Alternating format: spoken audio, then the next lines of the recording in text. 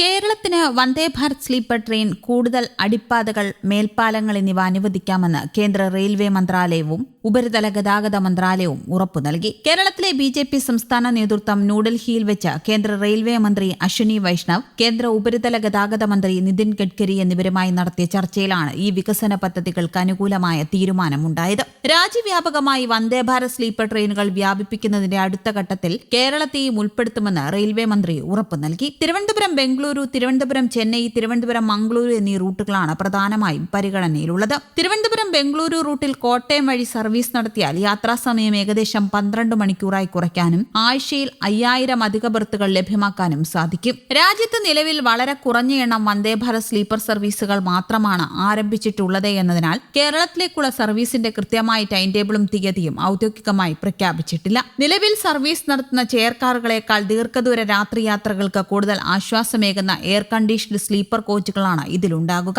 ദേശീയപാത 66ന്റെ 6 വരി വികസനവുമായി ബന്ധപ്പെട്ട് ജനങ്ങൾ നേരിടുന്ന യാത്രാക്ലേശം പരിഹരിക്കാൻ കൂടുതൽ അടിപ്പാതകളും മേൽപ്പാലങ്ങളും അനുവദിച്ചിട്ടുണ്ട്. നാവായിക്കുളത്ത് ഭൂമി വിട്ടു നൽകി 4 വർഷമായി പ്രതിഫലം കിട്ടാതെ ഉടമകൾ കാത്തിരിക്കുകയാണ്. തുകയുടെ ഒരു വിഹിതം സംസ്ഥാന സർക്കാരാണ് നൽകേണ്ടത്. ഇതിന് സംസ്ഥാന ബഡ്ജറ്റിൽ 100 കോടി രൂപ മാത്രമേ നീക്കിവച്ചിട്ടുള്ളൂ. 3000 കോടി രൂപയെങ്കിലും വേണ്ടിവരും. എങ്കിലും ഭൂവുടമകൾക്ക് നഷ്ടപരിഹാരം നൽകാൻ ആദ്യ പരിഗണന നൽകും. ദേശീയപാത കടന്നുപോകുന്ന സ്ഥലങ്ങളിൽ കൂടുതൽ അടിപ്പാത, മേൽപ്പാലം എന്നിവയാണ് ആവശ്യം. കായംകുളത്ത് മേൽപ്പാത നിർമ്മിക്കും. ഹരിപ്പാട് താലൂക്ക് ആശുപത്രിക്ക് മുന്നിലൂടെയും മേൽപ്പാത വരും. ഓച്ചിറ ക്ഷേത്രത്തിന് മുൻവശത്തും മേൽപ്പാത വരും. നിലവിലെ സ്പാനുകൾ വർദ്ധിപ്പിക്കും. ചവറയിലും മേൽപ്പാത നിർമ്മിക്കും. പാലക്കാട്, കോഴിക്കോട് ഗ്രീൻഫീൽഡ് ഹൈവേ പദ്ധതി അനുഭാവപൂർവ്വം പരിഗണിക്കുമെന്നും 39 വില്ലേജ്, 7 താലൂക്ക് എന്നിവ വഴി കടന്നു പോകുന്നതാണ് പദ്ധതി. കോഴിക്കോട്, കണ്ണൂർ, കാസർഗോഡ് ജില്ലകളിലും കൂടുതൽ മേൽപ്പാലം, അടിപ്പാത നിർമ്മിക്കാൻ ആവശ്യപ്പെട്ടു. ഇത് പരിശോധിക്കാൻ ദേശീയപാത അതോറിറ്റിയുടെ ഉന്നത സംഘം അടുത്ത ദിവസം കേരളത്തിലെത്തും. വടകര, പഴങ്കാവിൽ മേൽപ്പാത നിർമ്മിക്കും. വന്ദേ ഭാരത് സ്ലീപ്പർ ഘട്ടത്തിൽ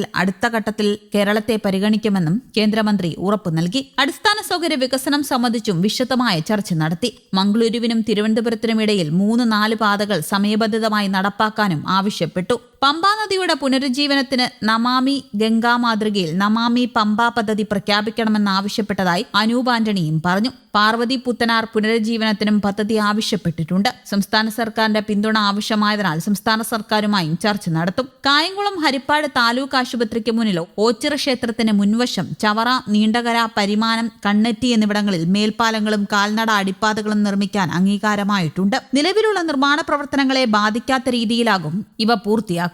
ഈ സാമ്പത്തിക ഇടനാഴി പദ്ധതിക്ക് കേന്ദ്ര ക്യാബിനറ്റിന്റെ അന്തിമ അംഗീകാരം ഉടൻ ലഭിക്കും. പാലക്കാട്, കോഴിക്കോട് ഗ്രീൻഫീൽഡ് ഹൈവേ പദ്ധതിയും കേന്ദ്ര സർക്കാർ അനുഭാവപൂർവ്വം പരിഗണിക്കുന്നുണ്ട്.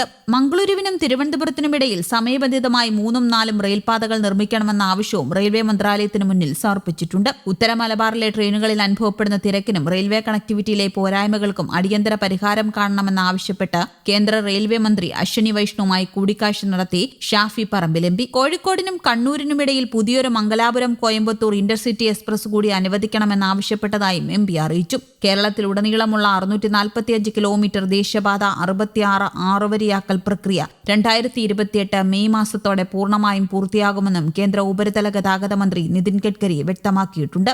കാസർഗോഡ് മുതൽ തിരുവനന്തപുരം വരെയുള്ള വിവിധ റീച്ചുകളിൽ ശരാശരി 72% പണികൾ പൂർത്തിയായിട്ടുണ്ട്. നിർമ്മാണ സാമഗ്രികളുടെ ലഭ്യതക്കുറവ് ചിലയിടങ്ങളിൽ പണി അല്പം വൈകാനിടയാക്കിയിട്ടുണ്ട്. കൊല്ലം ജില്ലയിലെ കൊറ്റംകുളങ്ങര, കാവനാട് റീച്ചിലും കടവൂർ, കല്ലുതാഴം മേഖലകളിലും നിർമ്മാണം ഇപ്പോഴും മന്ദഗതിയിലാണ്. കൃത്യസമയത്ത് പണി തീർക്കാത്ത കരാർ കമ്പനികൾക്ക് കേന്ദ്ര സർക്കാർ വലിയൊരു തുക പിഴയും ചുമത്തിയിട്ടുണ്ട്. കേരളത്തിന്റെ ഗതാഗത വ്യവസായിക മേഖലകളിൽ വൻ കുതിച്ചുചാട്ടത്തിന് വഴി തുറക്കുന്ന 2 നാഴികക്കല്ലുകളാണ് വന്ദേ ഭാരത് സ്ലീപ്പർ ട്രെയിനുകളും പുതിയ ഹൈവേ വികസന പദ്ധതികൾ. അടിസ്ഥാന സൗകര്യ വികസനത്തിൽ സംസ്ഥാനം കൈവരിക്കുന്ന ദീർഘവീക്ഷണത്തോടെയുള്ള മാറ്റങ്ങളാണ് ഇവ വ്യക്തമാക്കുന്നത്. ഭൂമിശാസ്ത്രപരമായ പരിമിതികളെയും സാങ്കേതിക തടസ്സങ്ങളെയും മറികടന്ന് കേന്ദ്ര സംസ്ഥാന സർക്കാരുകളുടെ ഏകോപനത്തോടെ മുന്നേറുന്ന ഈ പദ്ധതികൾ വരും വർഷങ്ങളിൽ കേരളത്തിന്റെ വികസന ഭൂപടത്തെ പാടെ മാറ്റിയെഴുതുമെന്ന ഉറപ്പാണ്.